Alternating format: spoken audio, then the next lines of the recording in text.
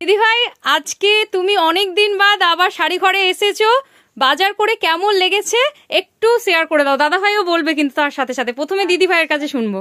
দিদি ভাইয়ের খুব ভালো লেগেছে, অনেকদিন পর এলাম, আমি এখানকারেরই কাস্টমার দীর্ঘদিনের, আর একদম ভর্তি প্রোডাক্ট পারচেস করেছে। সে বিভিন্ন ধরনের শাড়ি, বেডশিট থেকে শুরু করে সমস্ত কিছু, মণিপুরি, তোমার সুপারনেট কোটটা থেকে শুরু করে আজকে যেটা লাইভে দেখালাম এটা দিদির খুব পছন্দ হয়েছে।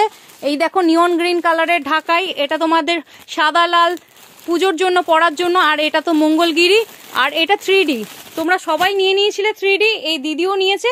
আর এটা তো তোমাদের গ্রাউন্ড, কোমরে বেল্ট দেওয়া নাইটি, আরো সব আছে।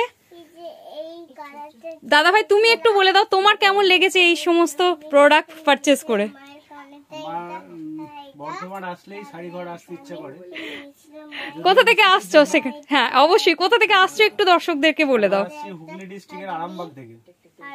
বহু দূর থেকে এখানে আমাদের শাড়ি ঘরের সাথে প্রায় দীর্ঘ 6 বছরের সম্পর্ক। এখানে আসি একটাই কারণে, কোয়ালিটিফুল জিনিস, এবং বেশি দেখতে হয় না, অল্প জিনিস দেখি পছন্দ হয়ে যায়। Thank you, thank you, thank you প্রত্যেকে, সবাই এসো।